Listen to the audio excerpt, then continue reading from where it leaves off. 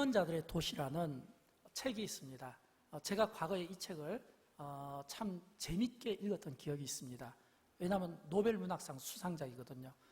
그런데 또 얼마 지나지 않아서 영화로 나와서 제가 영화를 보면서 이 내용을 조금 더 이해하는 데 도움이 되었습니다.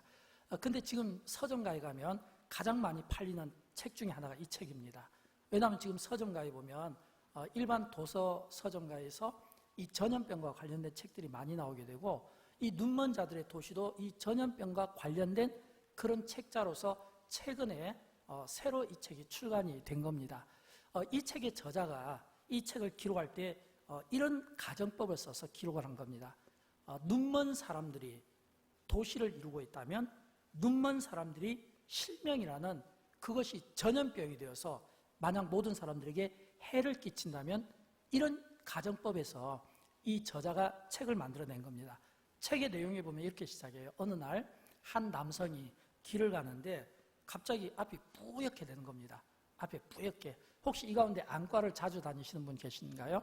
저도 좀 안과를 좀 자주 가는 편이에요. 이렇게 책도 좀 많이 보고 그래서인지 보니까 자꾸 눈이 뿌옇고 안개가 끼고 진물이 나고, 그래서 안경을 하루에도 몇 번씩 벗었다가 닦고 자꾸 이렇게 비비는 경우가 생기는데, 이렇게 눈이 뿌옇다, 뭔가 이렇게 안개가 꼈다 이러죠. 그러면 이걸 이제 백색 안개라고 하는데, 이게 끼면 진짜 답답하거든요.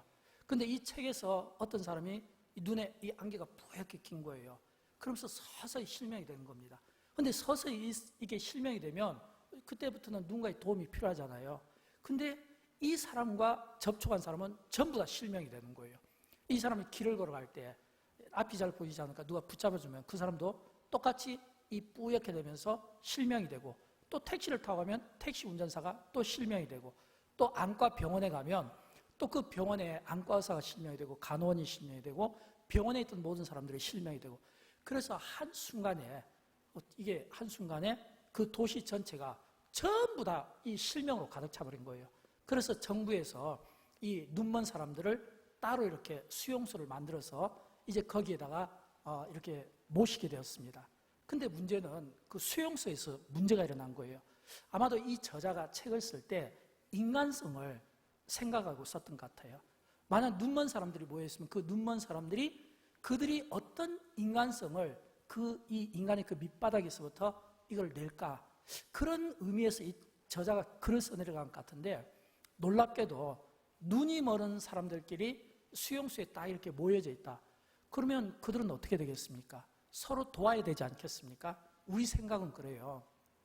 눈이 불편하고 앞으로 보지 못하는 실명이니까, 또는 보이더라도 뿌옇게 보이니까 서로 좀 도우면서 살아야 되는데, 놀랍게도 그 책에 보면 그 눈먼 사람들이 그들 가운데 조직을 만들고 나중에는 정부를 만들고, 그러면서 온갖 불법과 온갖 폭력과 온갖 나쁜 일들을 서슴지 않는 끔찍한, 그래서 이제 영화를 보면 좀 더 리얼하죠. 왜냐하면 영화를 보면 이렇게 한 번씩 고개를 막 돌리게 만들 정도로 눈뜬 사람들과 차이 없는 그런 끔찍한 일들이 그 속에서 막 일어나고 있다고 하는 겁니다. 작가는 그 눈먼 사람들을 통해서 현대 사회를 조명하고 싶었던 겁니다. 두 가지 면에서 그런 것 같아요. 하나는 지금 우리가 가장 관심 갖는 게 전염병이잖아요. 이 눈먼 사람들이 이 도시에서도 그 사람과 접촉한 사람은 전부 다 전염병이 걸리거든요. 그것도 굉장히 빠른 속도로 확산이 되거든요.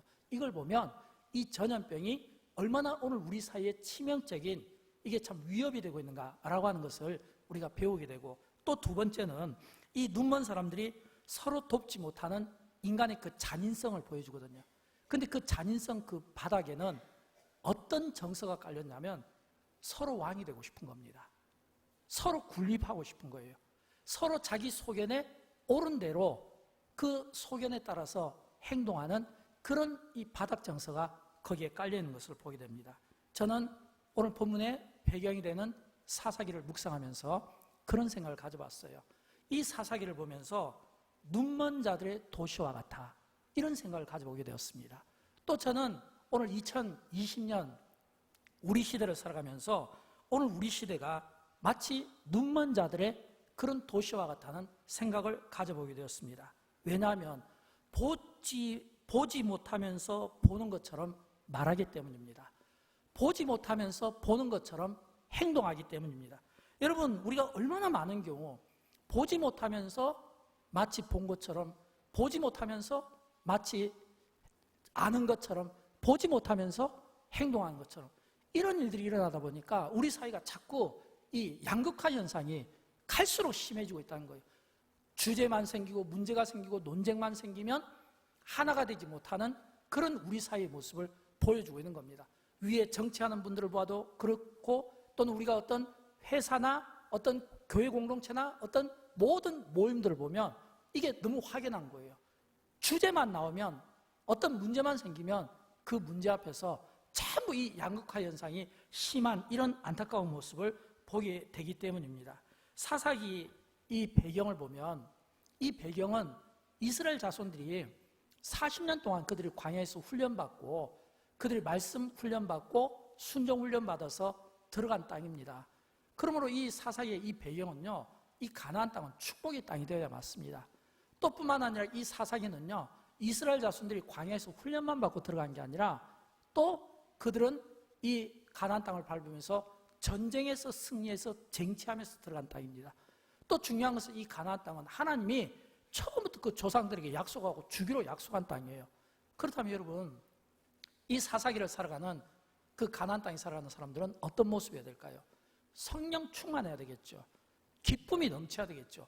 왜냐하면 하나님의 약속하신 땅이고 하나님이 약속을 이루어줬잖아요. 그들이 40년 동안 훈련받고 들어간 땅 아닙니까? 들어가서 전쟁에서 빼앗고 승리해서 얻은 땅이잖아요. 그러면 그들은 굉장히 기쁨이 넘치고 만족감이 넘쳐야 되는데, 왜냐하면 약속의 땅이니까.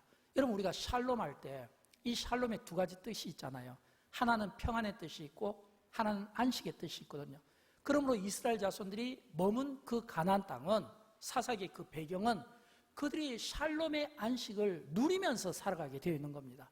그러나 실제로 우리가 사사기를 보게 되면 1장부터 21장까지 그 어디에도 그들이 이런 평안한 이 안식을 누리지 못하는, 샬롬의 반대말이 엔샬롬입니다. 이 엔은 평안이 없다 또는 안식이 없다 이런 뜻이거든요. 당연히 평안함을 누리며 안식해야 될 그 땅에서 당연히 안식하지 못하고 그들의 매 반복되는 평안 없다는 이 말은, 안식 없다는 이 뜻은 어떤 의미일까요? 그들은 불안한 그런 세월을 보냈고 불안한 시절을 그들은 살 수밖에 없었다는 것을 말씀해주고 있는 겁니다.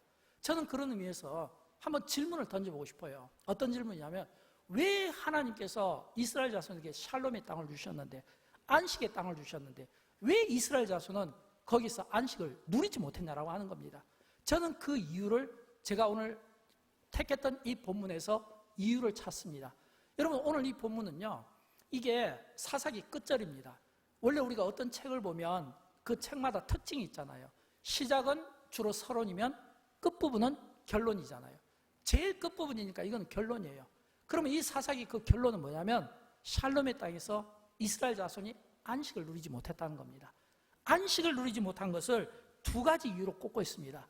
첫 번째 이유는 하나님의 왕권, 통치권을 거부했기 때문입니다. 오늘 본문에 보면 나오잖아요. 25절에 그때 이스라엘에 왕이 없으므로. 그때는 왕이 없었어요. 왕이 있을 수가 없었죠. 왜냐하면 40년 동안 광야 생활을 했고 그들이 가나안 땅에 정복해서 들어갈 때는 이미 하나님께서 12지파로 하여금 12그 지파로 하여금 땅을 분배해 줬잖아요.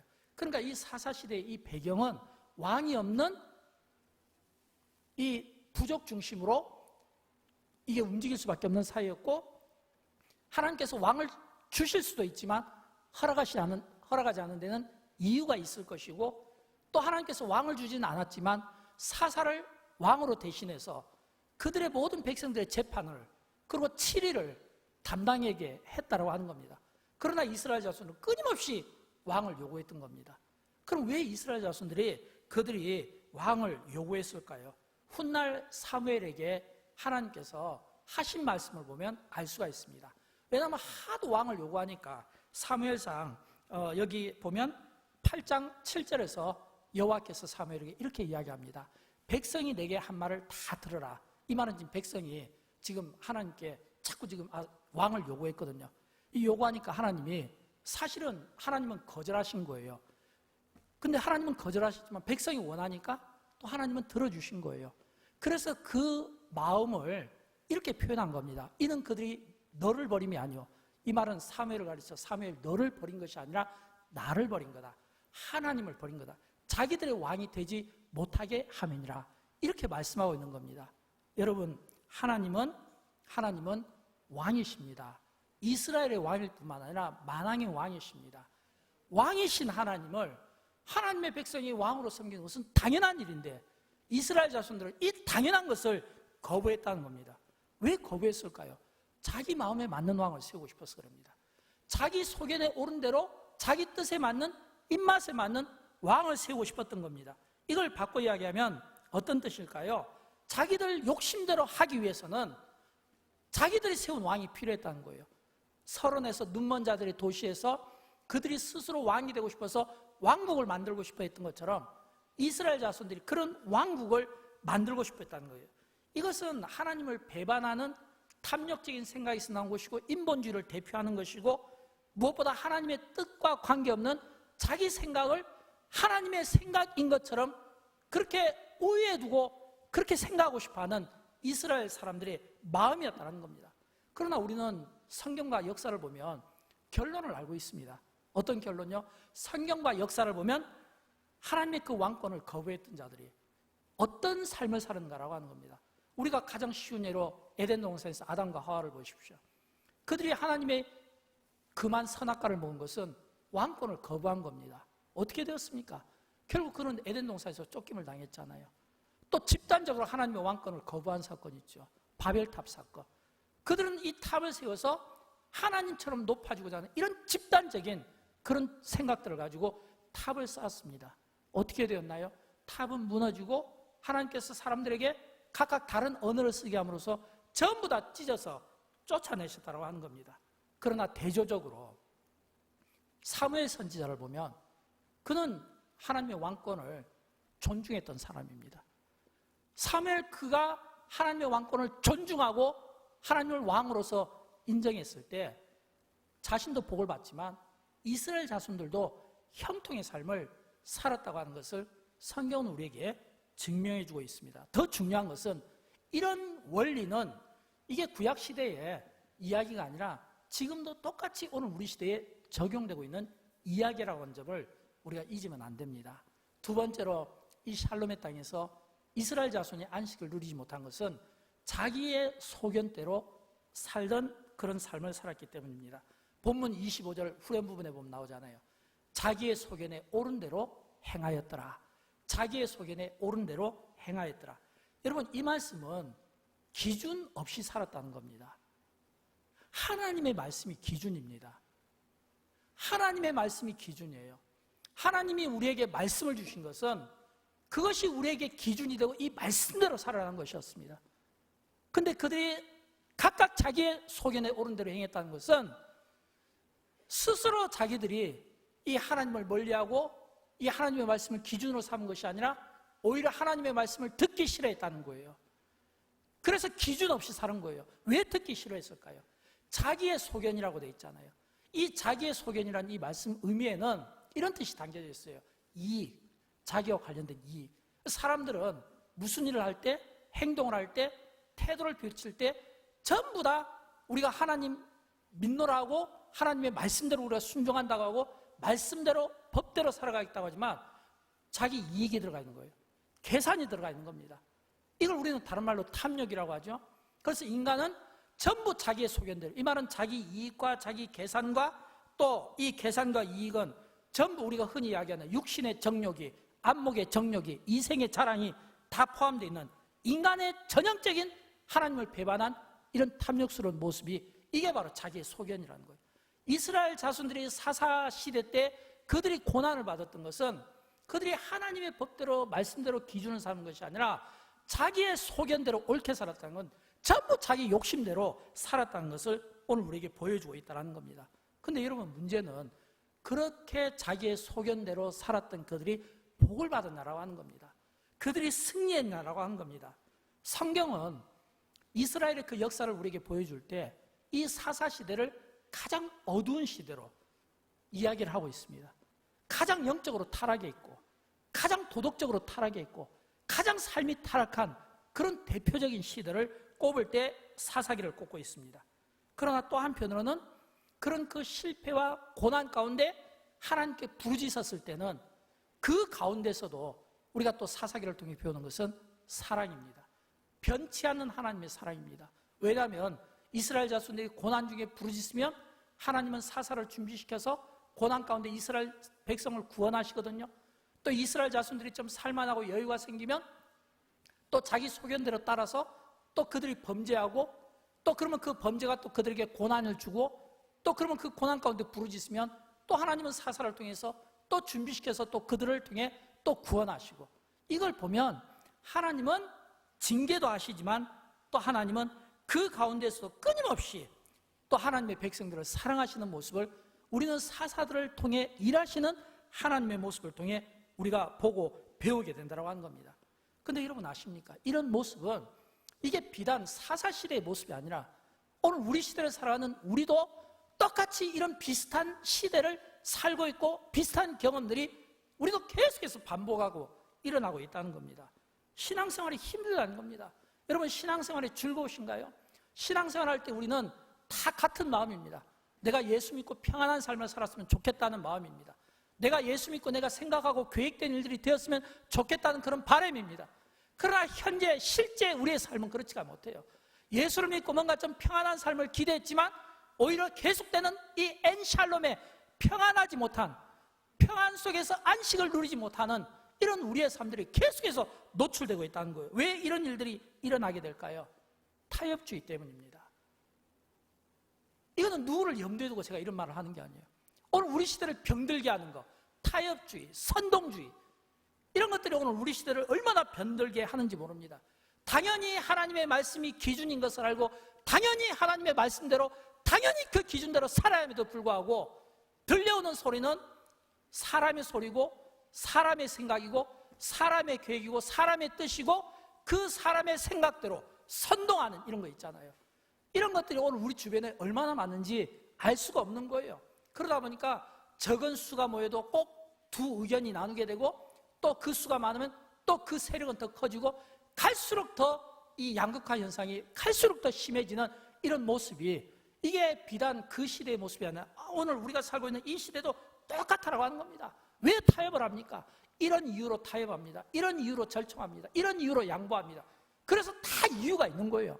그래서 그 이유가 타협하게 하고 양보하게 하고 절충하게 하고 또 그게 안 되면 선동하게 하고, 이게 오늘 우리가 살아가고 있는 삶의 한 모습이다라고 하는 겁니다. 여러분 거기에 하나님의 기준이 있을 수 있을까요?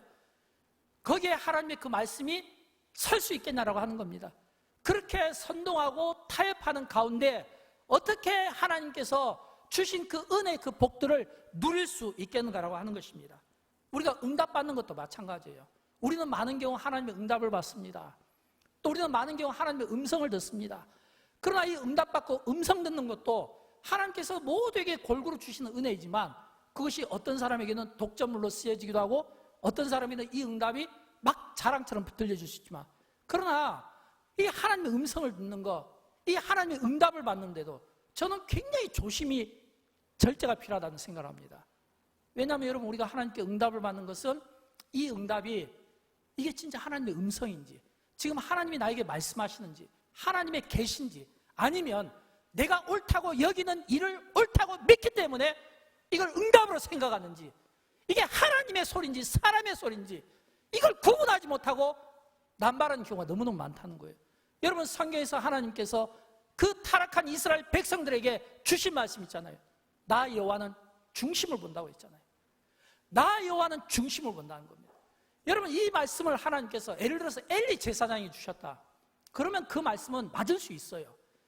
그러나 나 여호와는 중심을 보신다는 이 말씀을 신구약 성경 통틀어서 가장 위대한 사사였고 가장 위대한 선지자였고 어렸을 때부터 나시린으로, 어렸을 때부터 성전에서, 어렸을 때부터 하나님의 음성을 들었던 사무엘 선지자에게 주셨다는 겁니다. 왜 사무엘 선지자에게 이 말씀을 주셨을까요? 이 말을 바꿔 이야기하면 내가 옳다고 믿고 내가 옳다고 여기는 것들이 틀릴 수가 있다는 것을 우리에게 지적해 준 말씀 아닐까요? 우리가 옳다고 주장하는 것들이 틀릴 수 있다는 것을 우리에게 지적해주고 있는 이런 위험스러운 말씀이 아니겠냐는 거예요. 왜 하나님께서 그 선지자 사무엘에게 가장 영향력 있고 뛰어난 지도자에게 나 여호와는 중심을 보실까? 저는 이 말씀이 오늘 우리에게도 똑같이 적용되었으면 좋겠어요. 그래서 우리가 주장할 때도 조금 절제하고, 타협할 때도 조금 절제하고, 하나님의 그 말씀에서, 그 법에서 우리가 정답을 찾고 대안을 찾으러 가야지, 사람의 소리가, 설득하는 소리가 그걸 뛰어넘으면 안 된다고 하는 겁니다. 이스라엘 자손들에 그들이 고난받은 이유가 바로 그거라는 겁니다. 우리가 사사기를 가만히 읽어보면 이 사사기를 통해서 우리가 배우는 게 있습니다. 처음부터 이스라엘 자손들이 안식을 누리지 못한 것은 아니에요. 처음에 이스라엘 자손들은 안식이 있었죠. 평안이 있었죠. 성령 충만했죠. 왜냐하면 사사기 1장을 딱 가면 유다 자손이 베들레헴도 점령하고, 또 뭐 예루살렘 성도 점령하고, 또 헤브론 산도 점령하고, 그러면 여러분 이 유다 백성이 이 점령하고 그러면 얼마나 그들이 성령 충만하고 은혜가 넘칩니까? 전쟁에서 승리가 있는데요, 그 분명 그들에게는 기쁨이었고 평안이었습니다. 근데 사사기 2장을 딱 가면 여호수아가 죽고 그 후에 생존한 장로들이 다 죽은 다음에는 이스라엘 자손들이 하나님을 잃어버렸다는 겁니다. 사사기 2장 7절과 10절 말씀이 그 말씀이에요. 우리 같이 한번 대조적으로 읽어보도록 할까요? 백성이 여호수아가 사는 날 동안과 여호수아 뒤에 생존한 장로들 곧 여호와께서 이스라엘을 위하여 행하신 모든 큰 일을 본 자들이 사는 날 동안에 여호와를 섬겼더라. 그 후에 일어난 다른 세대는 여호와를 알지 못하며 여호와께서 이스라엘을 위하여 행하신 일도 알지 못하였더라. 여러분, 이 말씀은 이 지금 사사시대가 왜 이스라엘 자손들이 샬롬의 땅에서 안식을 잃어버리고 평안을 빼앗기고 왜 고난을 받아야만 하는가를 우리에게 대조적으로 보여주는 거예요. 여호수아가 사는 날 동안과 그 뒤에 생존한 장로들이 사는 날 동안은 여호와를 섬겼다고 했습니다. 근데 본문 10절을 보면 대조적으로 그 후에 일어난 다른 세대입니다. 우리가 흔히 이야기하는 다음 세대가 아니에요. 영광교회 2030 비전을 이야기할 때 다음 세대는 이 다음 세대가 아니라 다른 세대가 되었습니다. 그렇다고 해서 이 다른 세대가 혈통이 다르다는 건 아니잖아요. 똑같은 그 부모와 그 자식과 그 세대가 이어졌는데 다음 세대가 다른 세대로 바뀌면서 이 다른 세대는 하나님을 알지 못했다는 겁니다. 하나님이 행하신 일도 알지 못했다는 겁니다. 그렇다면 여러분, 무슨 일이 일어났을까요? 그 사이에 어떤 일이 일어났냐 이거예요. 당연히 하나님의 말씀이 법이 되고 기준이 되어야 될 하나님의 백성들이 하나님을 왕으로 모시기 싫고, 그래서 하나님을 멀리하고, 그러면서 점점 자기의 생각을 옳게 여기고 자기의 생각을 주장하고 자기의 생각을 관철시키면서 타협하고 선동하다 보니까 다음 세대는 하나님을 알지 못했다는 겁니다.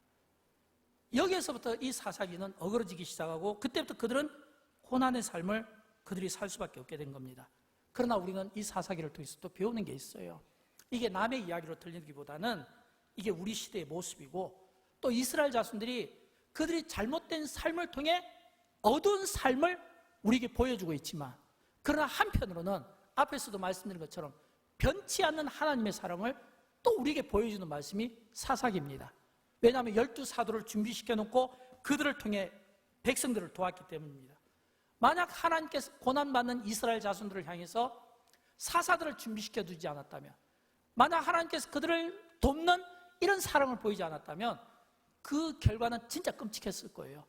그러나 그 끔찍한 결과 가운데서도 사사들을 통해 하나님의 일하심을 보여주고, 사사들을 통해서 또 여전히 희망의 메시지를 우리에게 들려주고 그 희망을 우리에게 보여주고 있다는 겁니다. 그래서 사사기는 인간의 한계와 하나님의 성공을 우리에게 보여주는 말씀이므로 우리가 이 말씀을 잘 이해하고 받아들이면 우리의 인생을 복되게 될 줄로 믿습니다.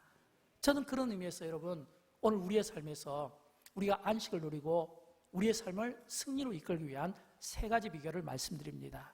첫째는 하나님의 왕권을 존중하며 살아가는 것이 중요합니다. 하나님이 우리의 인생을 다스리십니다. 하나님이 우리 인생을 인도하십니다. 하나님은 처음부터 창세전부터 우리 각 개개인에게 관심을 가지시고 지금까지 우리의 삶을 인도하신 분입니다. 그래서 잠언에 이런 말씀이 나오잖아요. 같이 한번 읽어보도록 할까요? 너는 마음을 다하여 여호와를 신뢰하고 내 명철을 의지하지 말라.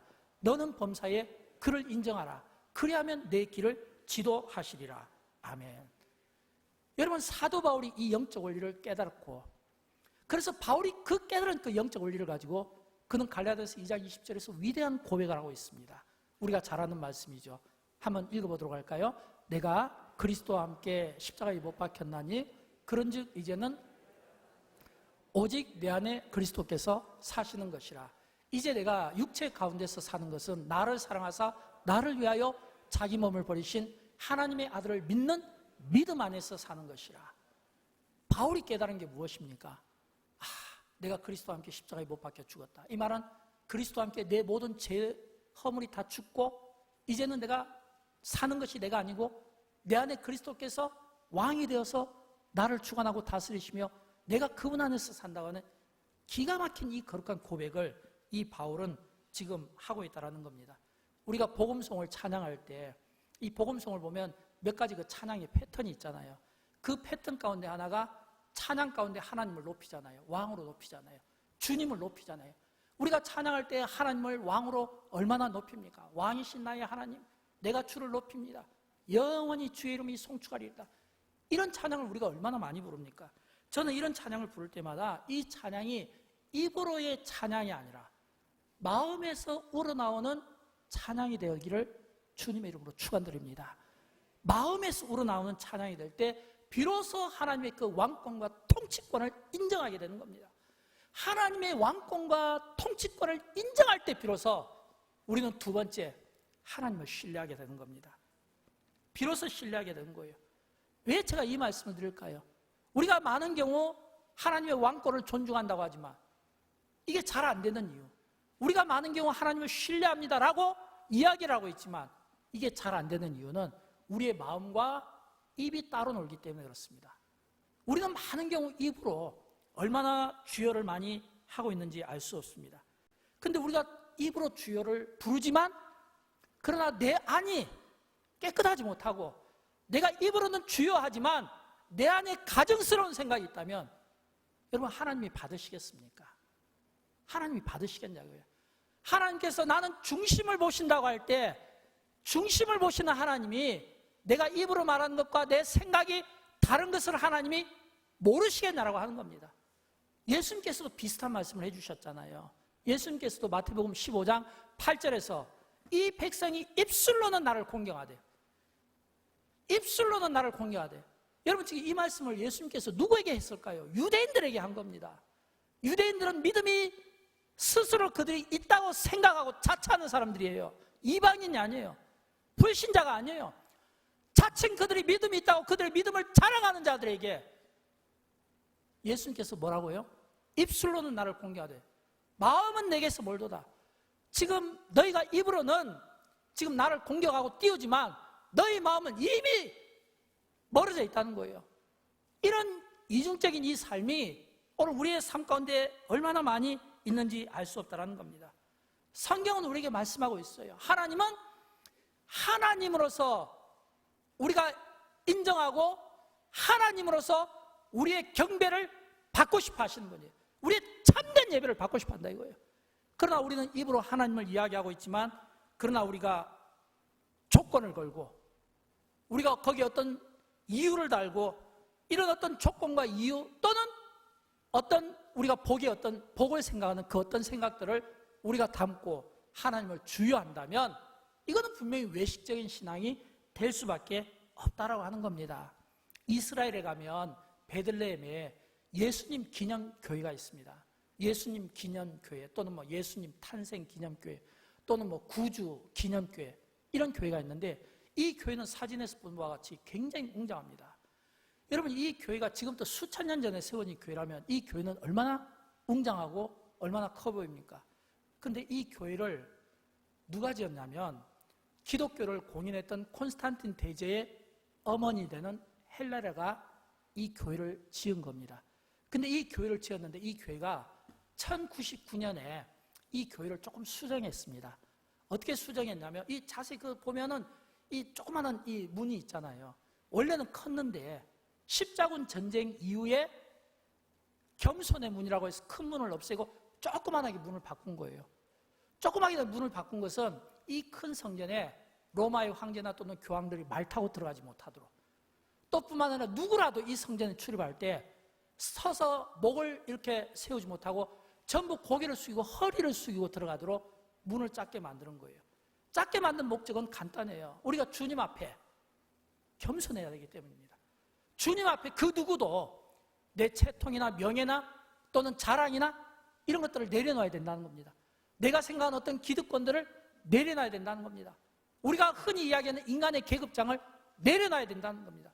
누구든지 예수님께 하나님 앞에 나온 자는 전부 다 이 허리를 숙이고 고개를 숙이고 이렇게 기어서 들어갈 수 있도록, 그래서 겸손의 문으로 이렇게 작게 만들었다고 하는 겁니다. 여러분, 이런 것처럼 우리가 하나님 앞에 섰을 때 우리는 다 내려놔야 되는 겁니다. 계급장도 내려놓고 명예도 내려놓고 우리가 자랑스럽게 있는 것도 내려놓고 이런 어떤 외식적인 것도 내려놓고 이런 것들을 다 내려놓을 수 있어야 돼요. 왜요?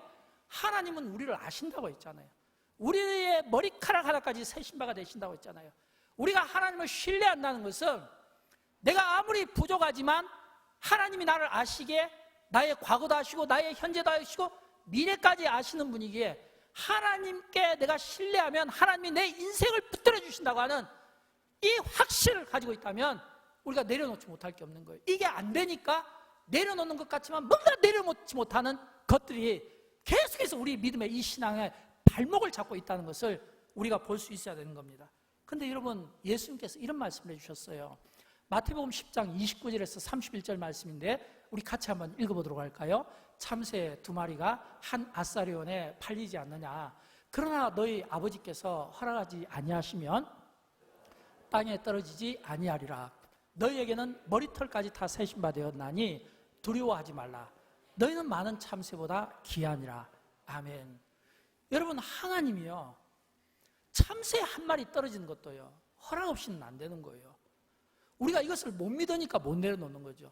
우리가 이것을 믿을 수만 있다면 내려놓지 못할 게 없죠. 참새 한 마리도 하나님의 허락 없이 떨어질 수 없다면 혹시 여러분 떨어져 보셨습니까? 낭패를 당해 보셨습니까? 좌절을 겪어 보셨습니까?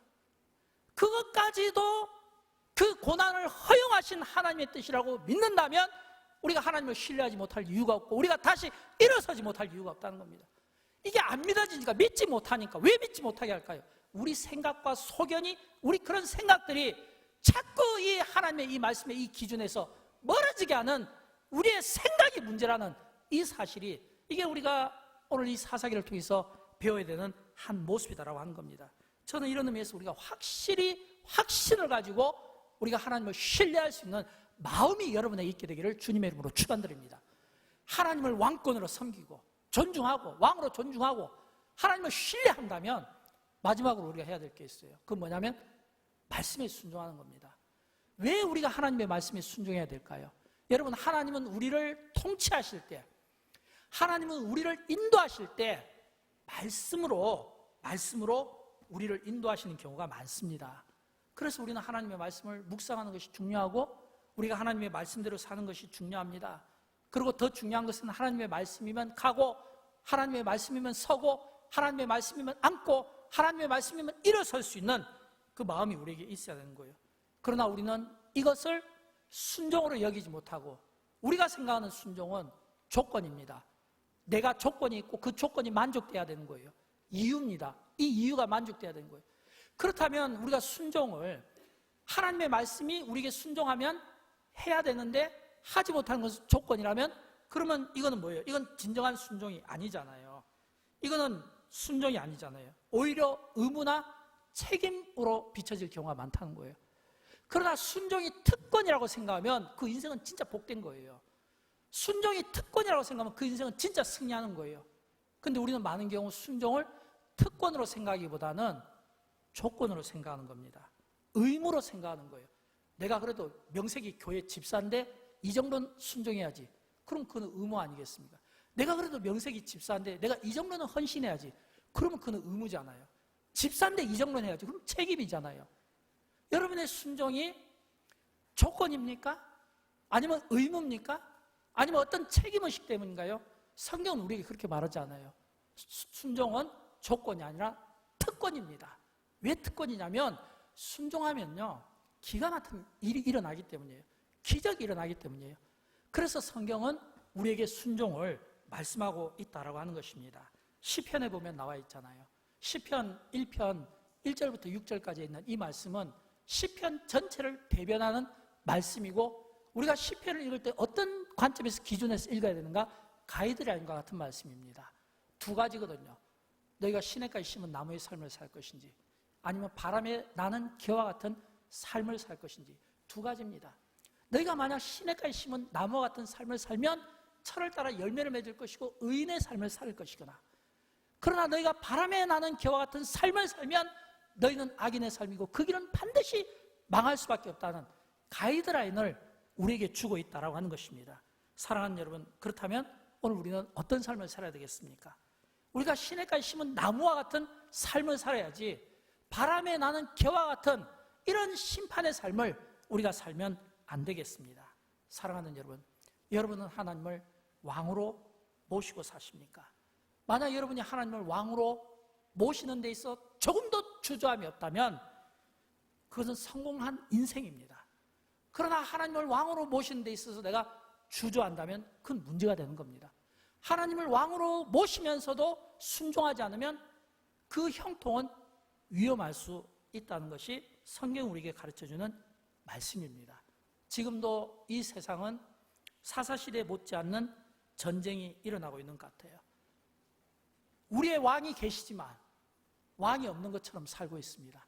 하나님의 말씀이 기준이지만 자기 소견이 하나님의 말씀을 뛰어넘어서 전부 다 사람들을 자기 소견대로 설득시키려고 하고 이해시키려고 하고 그리고 주입시키려고 하는 삶을 살다 보니까 진짜 중요한 이 하나님의 말씀은 우리의 삶에서 온데간데 없을 때가 있다는 거예요.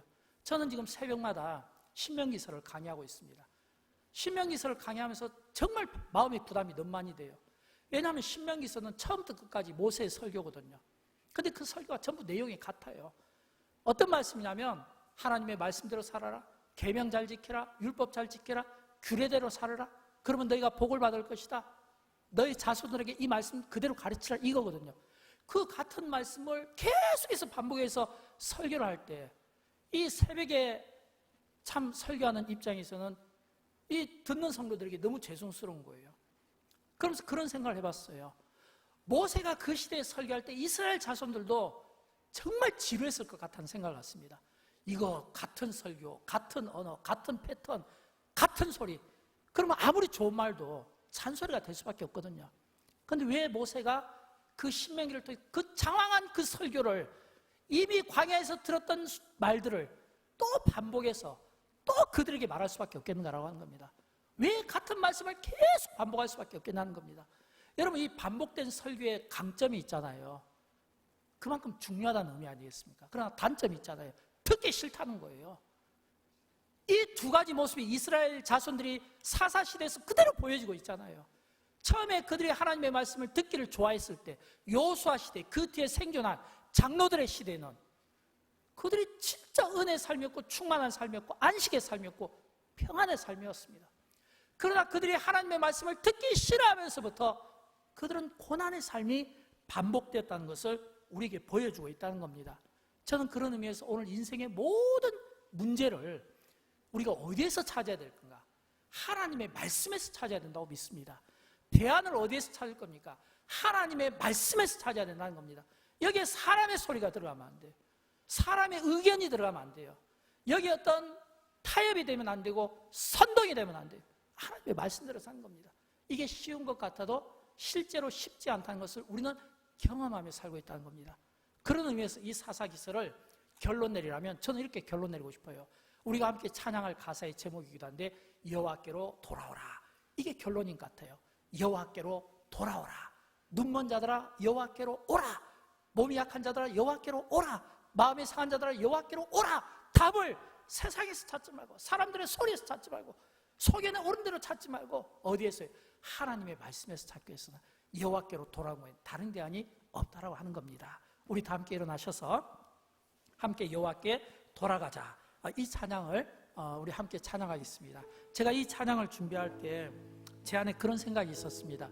이 사사기서를 설교하면서 이 설교를 통해서, 이 사사기를 통해서 어떻게 좀 찬양 하나로 정말 이걸 좀 다 이렇게 좀 어떻게 하면 좀 이걸 갖다 수용해 볼 수 없을까라고 했을 때 기도하는 가운데 이 말씀이, 이 찬양이 저에게 참 많이 와닿습니다. 여호와께로 돌아가자. 이게 오늘 우리 시대의 정답이 되는 것 같아요. 이게 대안입니다. 우리 함께 가사를 묵상하며 함께 찬양하도록 하겠습니다.